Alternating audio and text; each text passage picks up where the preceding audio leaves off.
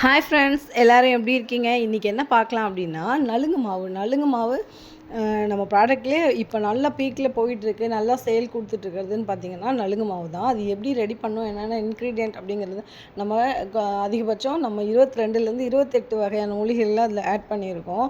இவ்வளவும் ஆட் பண்ணணுமா, அவசியமானு கேட்டால் இல்லை. நம்ம ஒரு 4-5 பொருட்களை கொண்டு கூட நம்ம வீட்டுக்கு தேவையான அளவுக்கு நம்ம தயார் செய்துக்கலாம். ஆனால் வாசமான பொருட்களை அதிகமாக சேர்க்கும் போது நம்ம உடம்புல எப்போவுமே ஒரு நல்ல பாசிட்டிவ் எனர்ஜி கிடச்சிட்டே இருக்கும். வேர்வை துர்நாற்றத்துலேருந்து நம்மளை பாதுகாத்துக்கலாம்.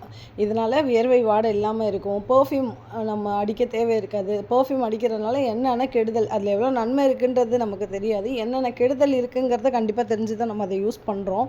நம்ம வியர்வை வாடை இல்லாமல் இருக்கும்போது அடுத்தவங்கள்ட்ட நெருங்கி கிட்டத்தில் பேசும்போது செல்ஃப் கான்ஃபிடென்ட், நம்மளோட கூட வேலை பார்க்குறவங்களோட பழகும்போது நமக்கு அந்த ஒரு மாதிரியான ஐயோ நம்ம மேலே ஏதாவது வியர்வை ஸ்மெல் இருக்குமோ, ஏதாவது நினச்சிக்குவாங்களோங்கிற மாதிரியான ஒரு உணர்வு இல்லாமல் ஒரு நல்ல கான்ஃபிடென்ட் நமக்கு கிடைக்கும். முகத்தில் பார்த்தீங்க, உடம்பு ஃபுல்லாக யூஸ் பண்ணும்போது ஈவன் டோனாக இருக்கும். முகத்தில் நெத்திக்கிட்ட ஒரு மாதிரி, இந்த வாய்க்கிட்ட கன்னத்தில் வேறு கலர் இருக்கிறது இல்லாமல் முகம் ஃபுல்லாகவே ஒரே கலர், முகம் கழுத்து எங்கெல்லாம் டார்க் சர்க்கிள் இருக்கோ அங்கெல்லாம் யூஸ் பண்ணிங்க அப்படின்னா ஈவன் டோன் கிடைக்கும். உங்களுக்கு தோல் சம்மந்தப்பட்ட வியாதிகள்லேருந்து உங்களுக்கு பாதுகாப்பாக இருக்கும். இது நம்ம புதுசாலாம் கண்டுபிடிக்கலைங்க. பாட்டி காலத்தில் சொல்லிட்டு போனதை ஞாபகப்படுத்துகிறோம், அவ்வளோதான்.